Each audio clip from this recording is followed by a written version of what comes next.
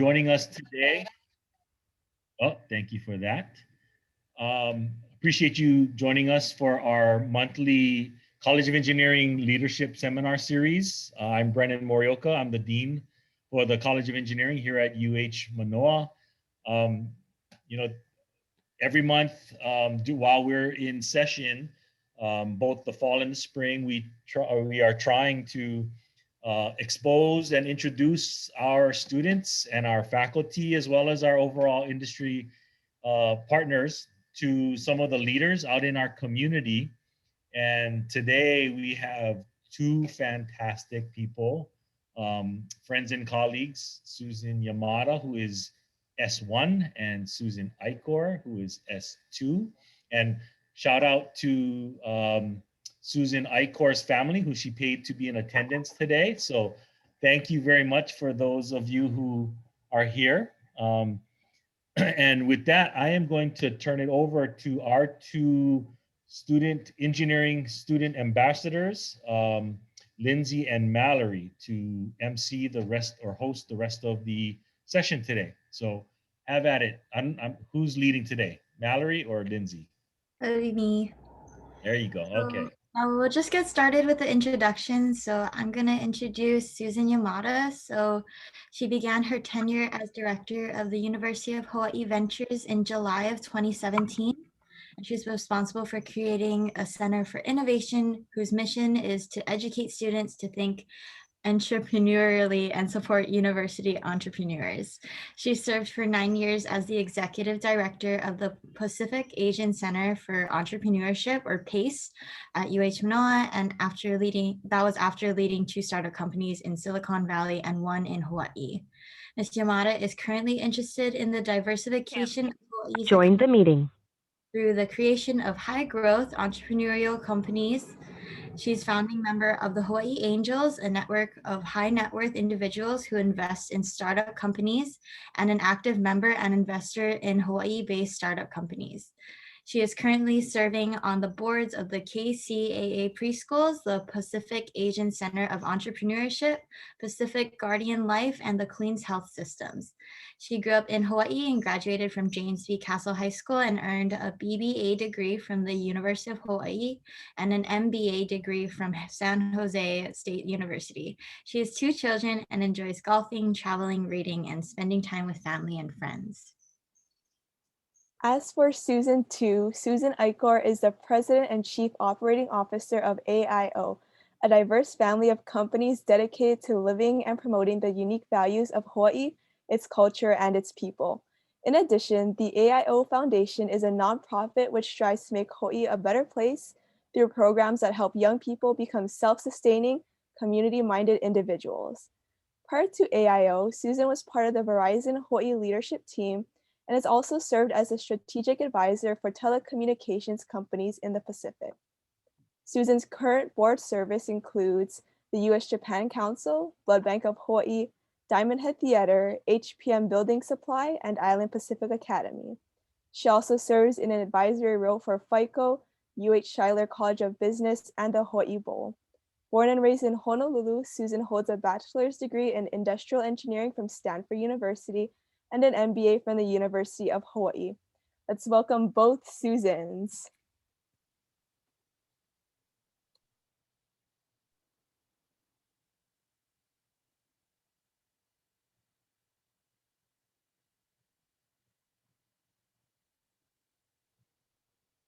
So maybe the two of you, if you can tell a little bit about yourselves and your background before Mallory and Lindsay get into the questions. Want to go to?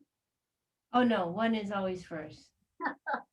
Okay, so I'm Susan Yamada, and I think the background was pretty good. I lived in Silicon Valley for 17 years, working in the technology startup area, and came home in 2001. And just my kids were young, came back home, wanted to spend time with my family, and so made the move back. I'm happy to have had that opportunity. And then in 2008, I started with the Schuyler College of Business, running their entrepreneurship center. and it's the longest job I ever had. They haven't fired me yet, and it's working out great. It's been a huge challenge. It's been a great segue into the business community, and I'm really enjoying working at the university and working with college students. So you probably noticed that we both have the same name.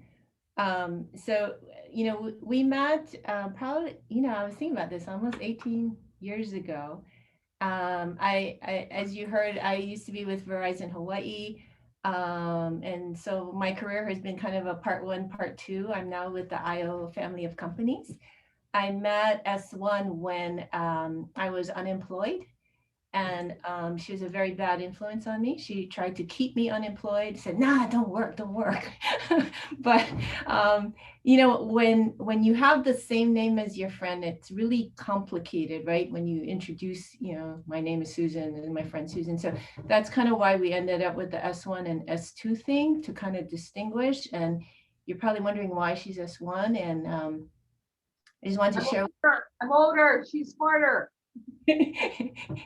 She is prettier and smarter than me, but yes, she is older. So that's the main reason why she's S1. We'll turn it back to you, Lindsay and Mallory. Okay, so we're gonna start off with a question. So first of all, so as a female in STEM or in engineering, is there a specific advice that you can share with young females in engineering as we prepare to graduate and face challenges for entering the workforce, those kind of things? Yeah, that's you too. I'm not a STEM gal. I'll tell you a real quick story. Early on in my career, and this was maybe like 5 years, I was part of this field operations management group. And kind of in short notice, our director moved to a different department. So we had to name an acting. And there were 7 really senior, knowledgeable field managers who had come up from the field, years of experience, and me, the staff support person. I remember this meeting really well. It was like the 7 managers and I are sitting together, and what became real clear, because each manager, represented a part of, the state. So if you took any of the field managers off, then you create this domino effect of impact in their organization. So all of a sudden, it's like that commercial, let Mikey eat it, right? So they're like, let Susan do it. And, because there were 7 of them and 1 of me, you know how that went. So, all of a sudden I'm like, oh my God, what am I doing? And I knew I didn't have the experiences and whatever that they did. So, mostly out of a survival skill thing, I had to figure out how I could help this organization. And what I decided was the best way I could help was to help the 7 managers, right? So whatever they needed me to do, however, menial it was, but if I could help take off stuff from their plate so they could focus on the part that I had no clue how to do, that was kind of how I think I could help them. So I kind of fell into this servant leadership role just kind of out of necessity. And, it kind of worked. And 1 month led to 3 months, led to 18 months. And at some point, I think I became the director of the group. But the takeaway I had at that point was, it's so weird, but throughout my career, that happened many, many, many more times where, you kind of plopped into an organization and you don't know the skill sets of your folks, but the best thing you can do is support them be successful. So, I would tell all of the students that, you never know what it is you bring to the table, but just give it your all. And it might not even necessarily be in your field, but if you're supporting others being successful, I guarantee you that the whole team becomes richer. Yeah, I can just, add one other thing because, I was in the technology industry in Silicon Valley, kind of during the whole .com boom. And the one thing that, personally I have felt is that in the tech realm at that time, it was very merit-based. You know, I didn't feel any discrimination because I was a woman. It's all about what you brought to the party and what kinds of skill sets you brought that would enable the company to be successful. So I think, you know, when you look at it from that perspective, I thought there was a lot of opportunity, and it was a matter for you to prove yourself. I mean, it's not just working hard. There's a lot of soft skills that are involved as far as being collaborative, and as S2 said, you know, just kind of being that servant manager to enable everyone to be successful. So I guess I would say, don't go into a situation thinking you're behind the 8 ball already. You know, go in there going, you know, I'm the same as everybody else, and it's up to me to prove myself. Thank you. The next question we have is, were there any skill sets or knowledge that you wish you had known when you first started your career? Where and how did you attain this knowledge? And your primary audience is engineering students. So where does education fit into the big picture of things from your perspective? I can repeat any of the parts. It was kind of a long one. Yeah, I'm gonna let Susan 1 go first because she's older and she has harder time remembering the question. So you go, Susan. Yeah, that's why you have notepad right here. You know, that's a hard question to answer because when you're young, you don't know anything really. You know, you're just kind of going day to day, taking advantage of opportunities as they pop up. You know, I've always tried to be the best at what I did. My first job out of Scheidler, where I graduated in travel industry management, was at the front desk. So I always tried to be the best, the most efficient, the fastest, you know, because I'm just very competitive by nature. And, you know, it worked out.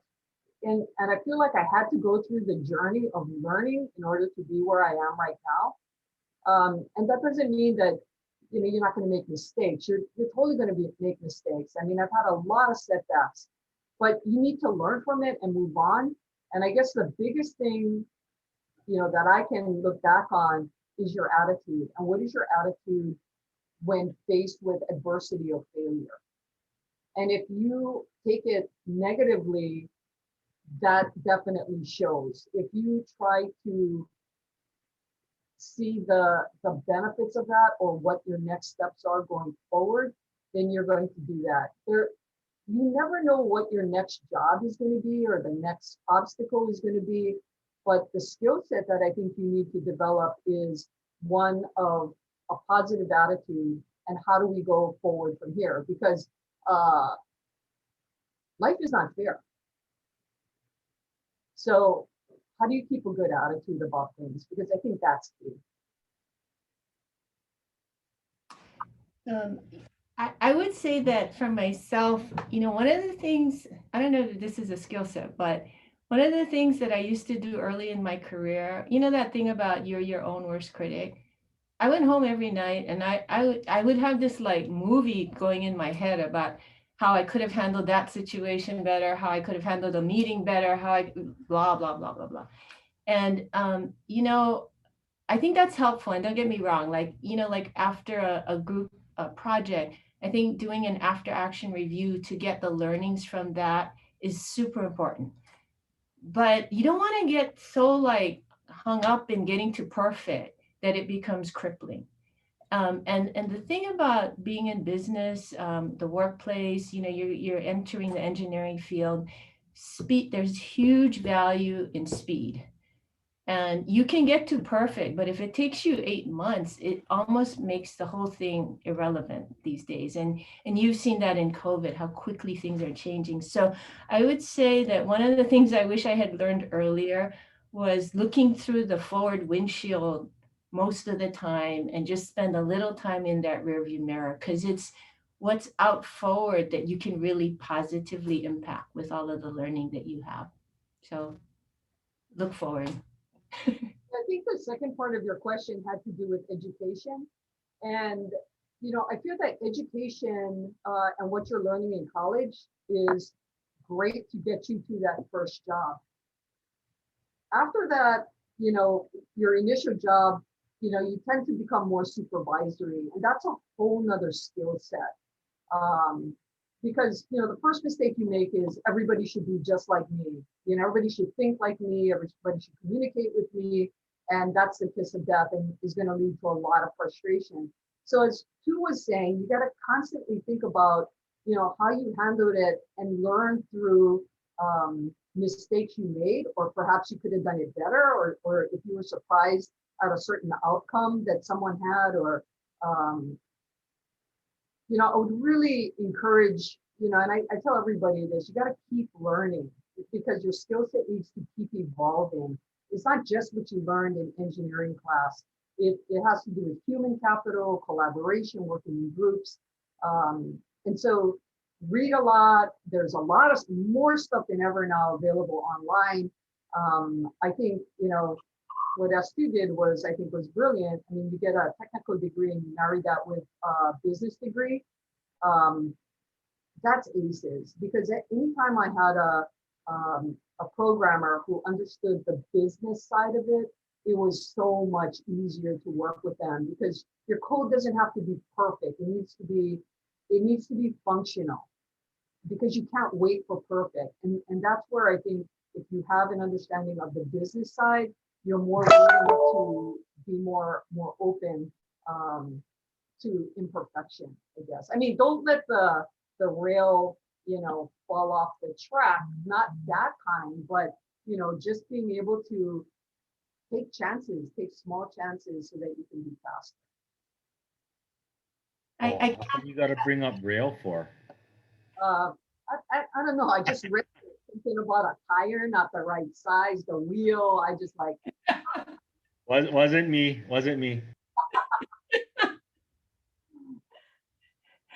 I was just going to say, I can't add much to what S1 just said. I totally agree. But I would say the other thing that, I don't know, college did for me is getting some confidence. When I left Hawaii, I don't think my sister and I had been off island maybe like once, you know, out of Hawaii in our lives or something. So, you know, you really don't know how you've been prepared for the world if you've never been away. So I think, you know, to some degree, it was kind of finding how everything that brought you to this place at college kind of prepares you for the going forward. And I will tell you, students, that the preparation that you're getting at University of Hawaii is absolutely world class. And it will carry you wherever you go on the globe. So you've already made the best decision, in my opinion, in terms of your schooling. So this is a question from the chat, and it's talking about mentorship. So how has mentorship or sponsorships helped you in your career, and how would you recommend our students to find a mentor to help them grow? And do they have to be in the specific profession, or can it be somewhere else? I think mentorship's awesome, and I know S2 and I, we try our best to mentor as many people as we can, as well as find new mentors. You know, sometimes mentors choose you, especially when you're early on in your career, and you think to yourself, man, why is this person talking to me? And you know, it's almost like you're intimidated. But I think those who have achieved, they want to help other people move ahead in their career. But you know what? You have to have the guts to be able to ask and meet that opportunity. And I think Hawaii people are very humble, and they're reticent to be too aggressive. But you know, if you go to an event and there's somebody you want to meet, you should go up and introduce yourself and talk to them and really make an effort, because it gets easier. It doesn't get harder. The first time is the hardest. You have to challenge yourself. Anything that you're going to do for the first time is going to be really difficult. You're going to be sweaty and nervous, and The hair on the back of your neck is going to be standing up, and your voice is going to be shaky. But you know what? That to somebody who you're going up to that person, it's so cute. It's so endearing. It's like they're going to be the one to try and calm you down and make conversation with you. And after that first time, it gets easier and easier and easier. So, I mean, you have to take advantage of those opportunities. Too, you should tell them about our lunch club. Well, it was your idea, but I'll tell them. Many years ago, Susan and I were talking about the whole networking thing. And, I'm just saying that, my thing about going to a room full of people and shaking hands and having superficial conversations is just not my gig. I don't enjoy it. And it's funny because we were talking about it and we both realized that was something we had in common, but we love having, like a really cool, deep conversation with people. So Aswan had this great idea that every month we would have a lunch of 4 people.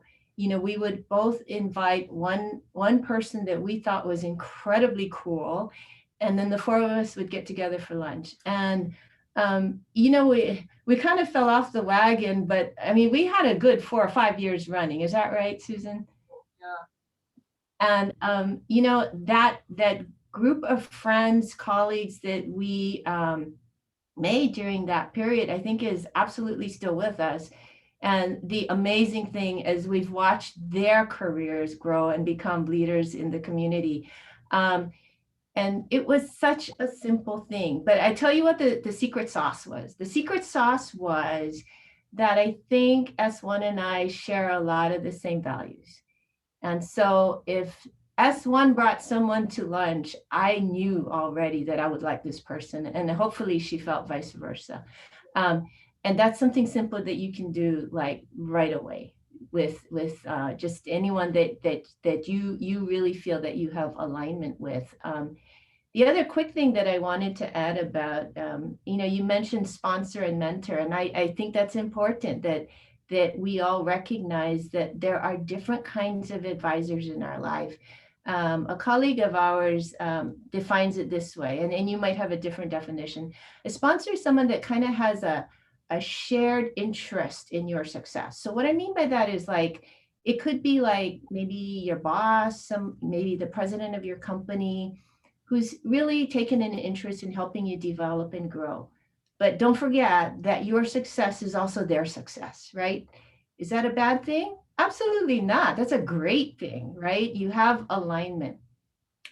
But I would say that it's also super important to have what I call a mentor, which is someone that doesn't have any alignment of their success, your success. They just want you to be the best person that you can be. And does it have to be somebody within industry? Frankly, sometimes I think the best thing is that it's not. And I'll give you a, for example, conversation, like you want to talk about something in industry and how to make it better. Probably your sponsor is a good person to talk to. But what if you've gotten to that point in your career where you're looking for a career change, or you're thinking about leaving your company? You might be able to talk to your sponsor at work, but I'm guessing that it might be a little awkward. So in that case, somebody that's totally outside that just wants you to be happy and to be doing what you're passionate about, so I would say get both and get several of both. And I think you're going to be in good shape.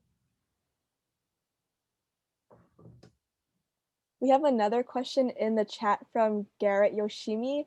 He wants to ask, was there an aha moment early in your career that you wish you knew now? Before S1 answers that, Dean Morioka, could you please ask Garrett Yoshimi to be the speaker at your next event? Thank you very much. Yes, and I'll let you ask the first question of Garrett. Thank you. Thank you. I mean, for me, the aha moment was I was running a small publishing company. It's the first time I ever ran a company. And it was struggling. It was about to go out of business, and you had like 6 months to turn it around. And so it turned around, and then we started hiring more people as we made more money. And one day somebody came in to do something with my computer, and I didn't know who that was, and they worked for us. And that's when I decided that I didn't like that, that my sweet spot in where I really was excited about work was when we were less than 12 people in a very early stage startup, or it was like do or die. It's kind of like a roller coaster. It's like being on a roller coaster. It just, the thrills never end. You're either going to die or you've made a big sale, and it's very exhilarating. But that was an epiphany for me, because I thought, I'm going to start with this small publishing company, and then I'm going to run bigger and bigger companies, and I was eventually going to run Microsoft. I mean, I seriously thought that. And along the journey, you learn things about yourself, which you can talk about later, but you've got to kind of just go with it, because you don't know everything about yourself. And as you go through your life, things change. And you've got to kind of just be able to be open to those sorts of thoughts and changes as you realize more about yourself. Mm. How's that, Gary? Was that right? I think for me, it was Hurricane Iniki in 1992. I realize many of the students, you were not born yet. Dinosaurs were still roaming at that time. But anyway, as you probably know, Cat 5 hurricane, fortunately, it passed most of the Hawaiian Islands, touched on West Oahu, but the devastation on Kauai was like something none of us had ever seen before. For the telecommunications network, I was with Hawaiian Tel. At that time, connectivity inter-island was a microwave radio. So at 150 mile per hour winds, that microwave was out of alignment. We actually lost communications with Kauai for a while. You couldn't land for a few days because the runway was just like full of debris. When we got on island and did the assessment, we knew that, we were going to have to mobilize a huge workforce to support the people on island. The Kauai folks were incredible, but I would say almost all of our employees had also suffered huge personal losses in their homes. So these people were working like 16-hour days and then going home and tarping their houses and so on.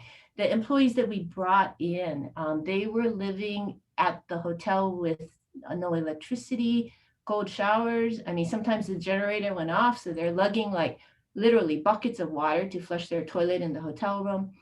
But what I saw was just this like unbelievable community spirit coming together. And those visions are still with me to this day. And, when there's like a shared common mission to get things done. The hurricane was September 11th. And as a company, we said, even if it was temporary, we're stringing wires through the trees, we were going to get everybody back in service, at least temporarily by Thanksgiving.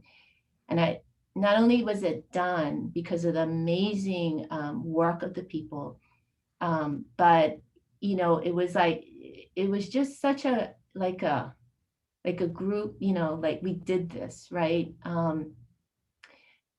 Talk about engineering on the fly. I mean, we had technicians that literally, as soon as the wind stopped, they went out, they saw whole pole lines on the road.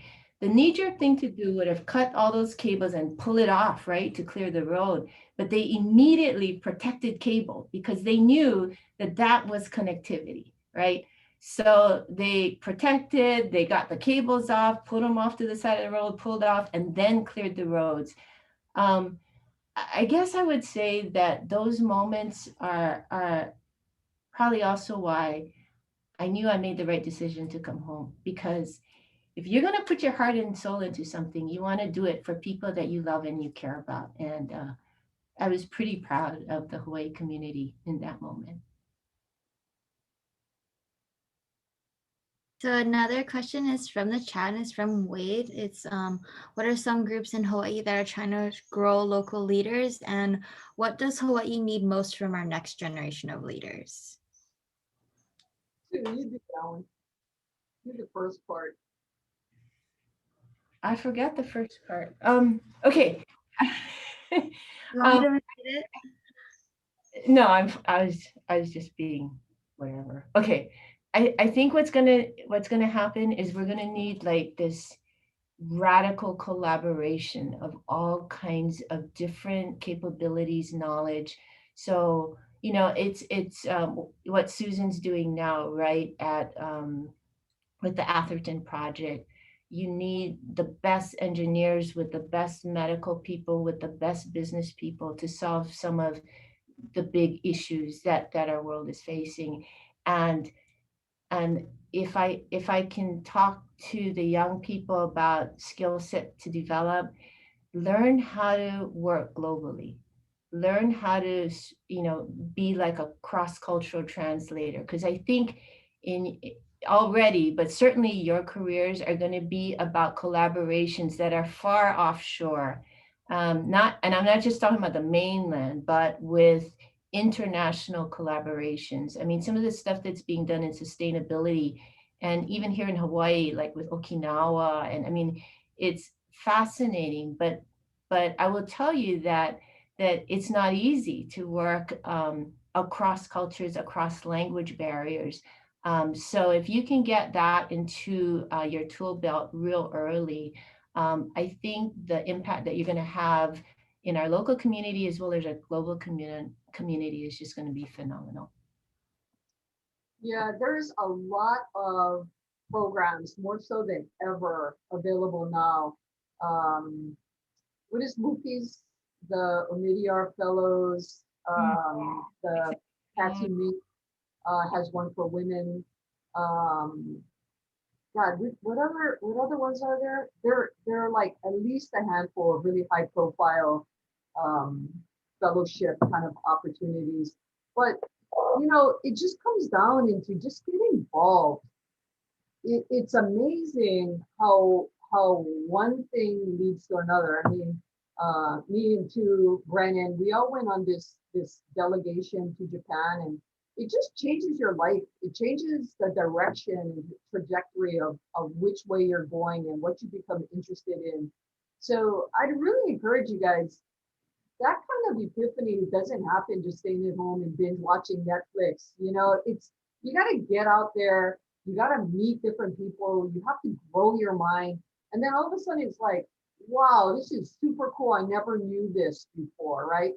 And from there, it takes you on another journey that I have never found is a bad thing.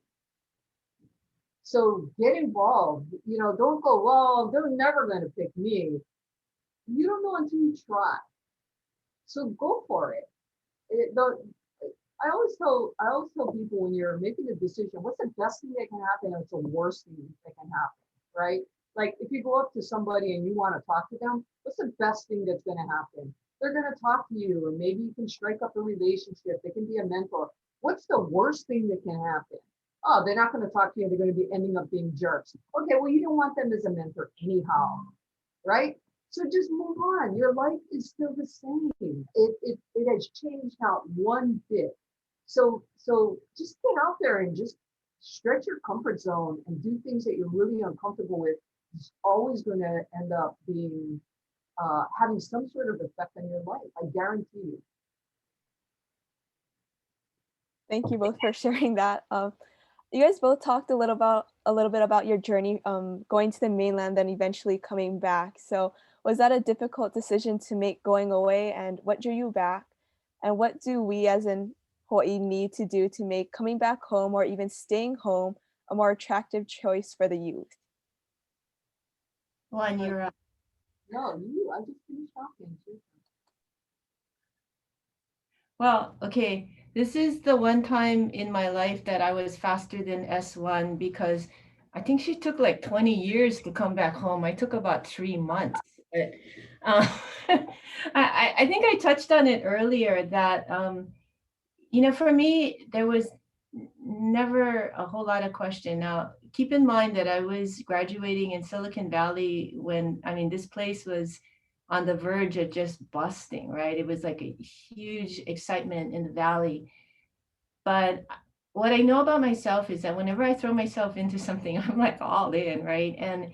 And when I thought about the fruits of the labor that I, if I'm going to impact a community, or who do I want to help? And I couldn't help but wanting to come back home right away. There were some sacrifices with that, no doubt. But I also feel that the longer I've been in Hawaii, and obviously we've seen that with COVID, it's like really it doesn't matter where you are. You can have a global impact so long as you're passionate about what you're doing. You really can take what you're doing and then kind of like morph it to a larger community. So I don't really think it's a limitation. You just got to work through those things. Yeah, for me, I was working at the Marriott right out of UH, and I ended up on Maui because that's where I wanted to live the rest of my life as an 18-year-old. So I achieved my dreams at a very early age. But then I realized that Maui is a very small place, and we kept doing the same things over and over, like having to cook out at the beach every weekend. And then I had an opportunity to move to California with the Marriott. They would move, help me move. I could stay at the hotel till I found my own place. I mean, a total soft landing. I never wanted to leave Hawaii, ever. That's why I went to UH. That's why I majored in travel industry management. And, but I thought, okay, it's getting kind of boring on Maui. I'll go to California for a couple of years and then I'll come back because they're going to pay for everything. So I ended up going over and working at the Marriott in Santa Clara. Little did I know that that is the heart of Silicon Valley. And this was in the 80s. Okay. Right around that time, the PC was just booming, right? With the microchips and everything. And I decided, okay, maybe I'll stay here for a while because there was so much opportunity. And Hawaii was going through a big recession at that point. So I went back to school, I got my MBA, and then I got into the technology industry. And I always had this 5-year plan that I was going to come back to Hawaii, right? And the 5-year plan just kept moving and moving and moving until it was like 17 years. And what happened was, my dad, he kept waiting for me and my family to move back. And he passed away in 2000. And at that point, I can never do this. Sorry. I had to come back. So I did. And I wanted my kids to grow up here. I wanted to give back, as you said. So I came back and just did the mom thing for a while. And then I had this opportunity at PACE to lead the entrepreneurship program. So I did that and it changed my life. I love working with students. I felt like all my time in Silicon Valley helped me prepare myself to do this job. And who would have known? I mean, I barely graduated from UH. I mean, I'm serious. 5.5 years it took me before there was this whole super senior moniker. And so who would have ever thought that my life would circle back around like this? So you got to just be open and let life take you where it goes and just follow your heart and it'll all be good. I hate this question.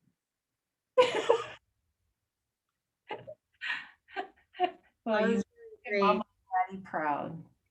Yeah. So next question is, what values do you live by and what matters the most to you? Pose myself. You go ahead.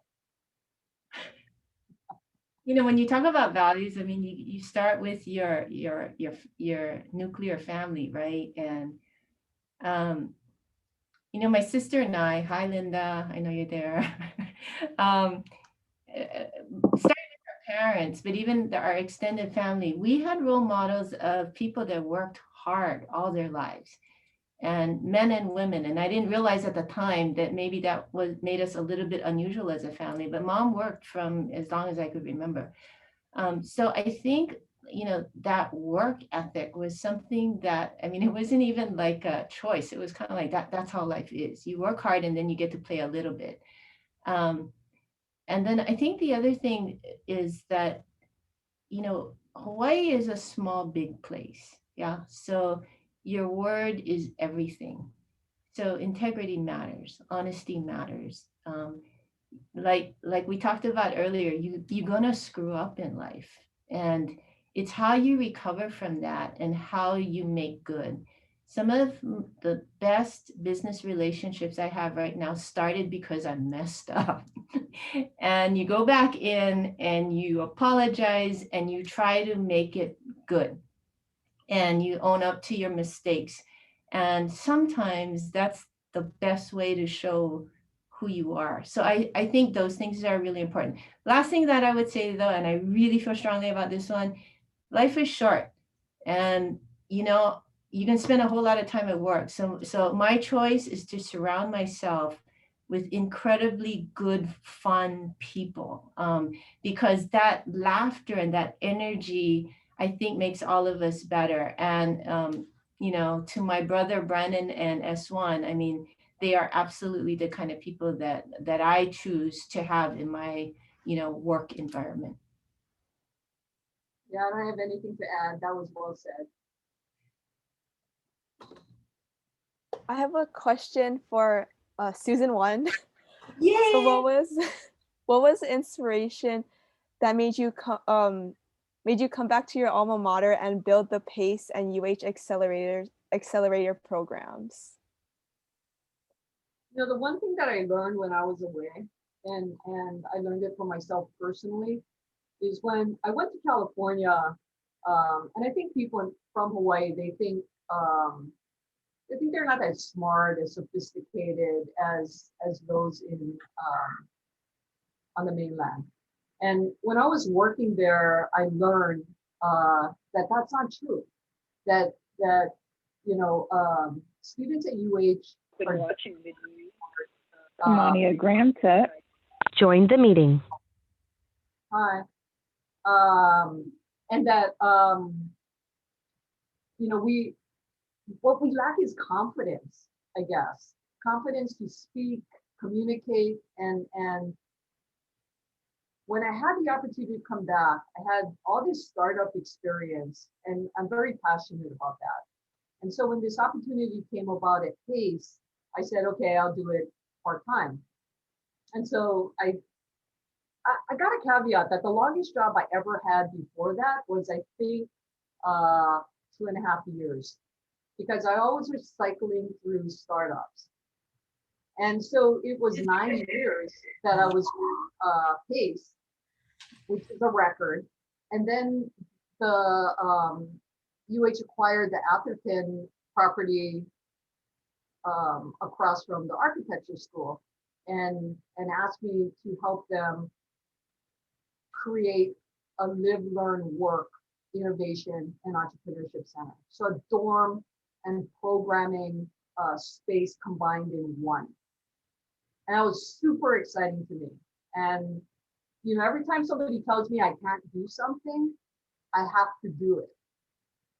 And it's a really kind of on the edge way to live, because you don't want your last hurrah to be a failure. But if you don't, it's not to go out and do something really stupid, like jump off a cliff and know there's nothing to save you. You got to kind of look at what you're up against. And if it's a bureaucracy, you can do it. You just got to get people on your side to help you implement your plan. And I feel it can be done. And it's this building is a first in so many ways, and will really put UH on the map as a place for innovation and entrepreneurship and commercialization. That if that can be my legacy, it's a life well lived, right? I mean, So you got to just go for it if you think you can do it, if you think you have the skill sets, and not because it's easy, but you get the most satisfaction when you do something that you don't think you could do or other people don't think you can do.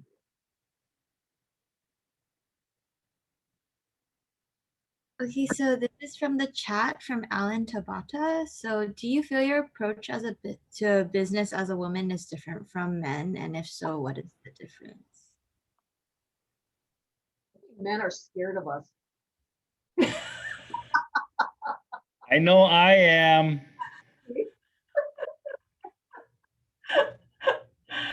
Oh God. Yeah, gosh, I hope it's different. I mean, you know, when we talk about diversity, diversity for me, not so much because you got to be fair and nice and whatever. Diversity because, man, the end product is so much better when you have different views, different backgrounds that come together to create something bigger than yourself, right? And my thought process is that, like, for the young people on with us today, God, I hope you just never have a job. I mean, what I wish for you is that you always feel like you're contributing with a team that's greater than yourself, right? And that at the end of the day, you create something that contributes to the greater good. And I think that means that you need the diverse skill sets, you need diverse points of view. You have to have different definitions of what beauty is. I mean, just simple stuff like that creates, to me, some of the most incredible things in Hawaii, in our country, in the world. Yeah, just to add on to that, there seems to be kind of this thread that, if you're a woman, your career path is going to be different. And I don't necessarily agree with that. Were there times where it's kind of like, would I have been in the situation if I was a man? It's like, no. But you got to kind of just get over it and move on. It can't be overly devastating, I guess. I mean, keeping in perspective, obviously. But, certain things being said, if you're the one having to take notes all the time because you got the nicest handwriting, stuff like that, at some point you just go, no, I'm not doing it. I did that last time. So in some points you got to kind of, find your voice to not, take on a stereotypical role maybe. But just work hard,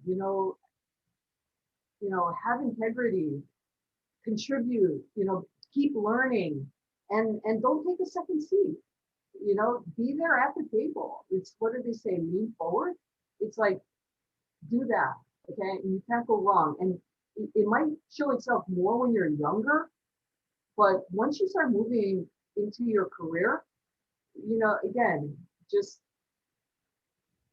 get the respect you deserve.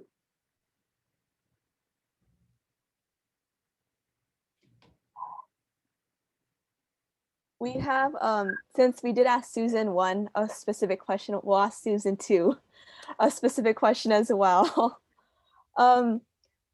So what drew you to a career at AIO Group that is not really related to engineering, which is what you were formerly trained in, and how was that transition for you? Yeah, I just kind of happened upon it, just being honest.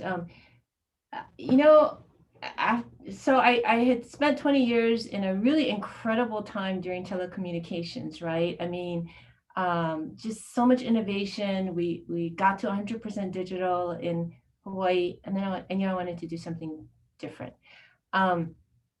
So I guess one of the things that I would share with the students is, when the time is right in your career, and it could be sooner or later, but you'll know when the time is right. I really suggest that you do some wandering. I mean, and very, not just like random, but just very intentional wandering, because, I think that that you get to that point where you start recognizing what you're passionate about and where you can contribute. Um, and you know, there's that line from Lord of the Rings, not all those who wander are lost.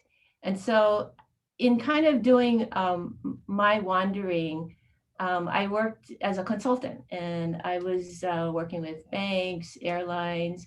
That's how I found IO. And you know, what I found is, starting with our owner doing Kurisu, someone who was so committed to what Hawaii is, and taking the gifts of Hawaii, how we treat each other, how we work together, um, and sharing that with a worldwide audience. And you know, in doing that, I think I have found a place where we're allowed to really have employees kind of manifest, you know, the incredible gifts that they have as people and as individuals. So I guess I would say that, you know, but here's the weird part. And then, like, yeah, I don't know, so many years into my career, we have a radio tower out by Nimitz that needs to be moved. Brennan knows all about this, because Hart came right through it. And so it was a funny deal. Like, we're all like, okay, who's going to move the radio tower? You know, who has background and experience in this? And I'm like, oh, I think I do. So it's funny how life kind of goes full circle sometimes.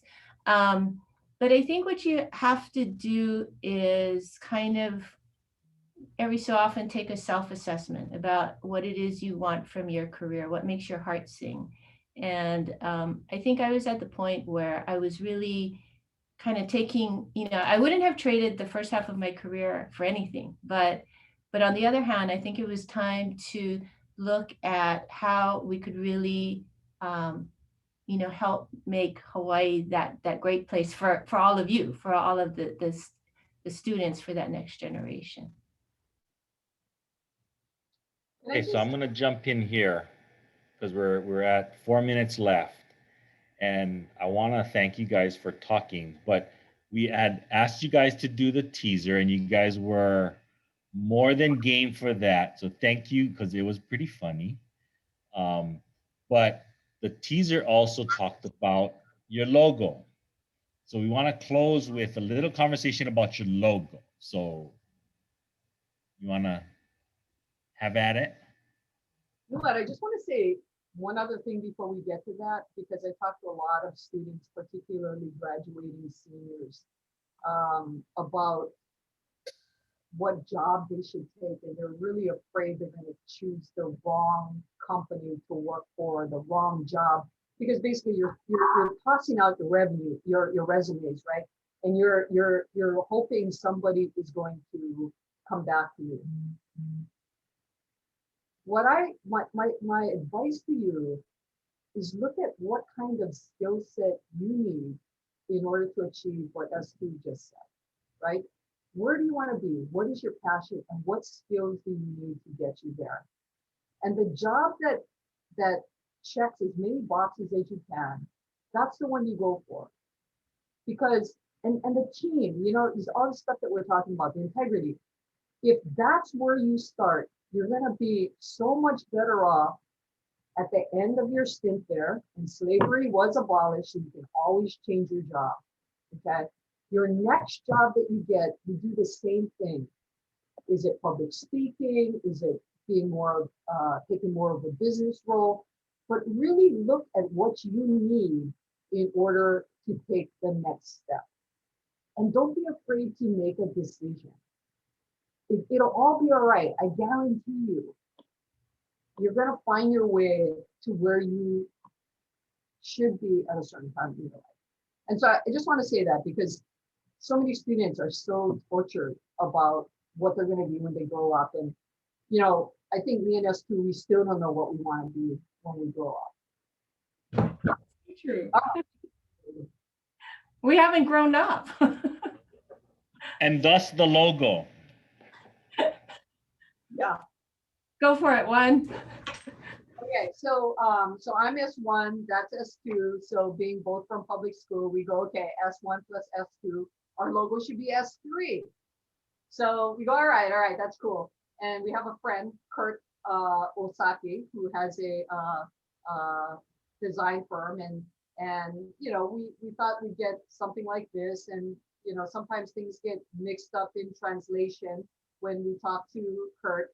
And so can we show him what our first logo looked like? So the first logo is very different from this second logo that you just saw. So, all right, I saw that. You got it like way before I got it. I go, what the hell is that? I mean, it's like Mardi Gras colors, #1. And she goes, okay, well, what is it? I go, it's a donkey and a tree. And she's like, okay, yeah, keep going. And of course I didn't get it. So then she goes, ash tree. Get it? S3 ash tree. Okay, so that's Kurt Osaki. Make sure you pronunciate well. Maybe even put it down in writing. But anyway, that almost got onto this nonprofit dinner that we both split a table. That was almost the logo that was going to go up on the screen at the function. But instead, Kurt, being just this incredibly great designer, came up with our more fluid, much more beautiful S3. You gotta have fun, you know? I mean, it's all about having a good time on your journey. Well, I was like you. I didn't get it at first, but I got it now. All right, so thank you very much, S1, S2. Love you guys. You guys are awesome, and that's why I appreciate you guys talking to our Ohana here at the College of Engineering. So for everyone else, this does wrap up our seminar series for this semester. We only do it during the active semester when everybody is available. So our next one is September 3rd when we start in the fall, and that will be Micah Kane from Hawaii Community Foundation. So he will have some interesting stuff to share as well.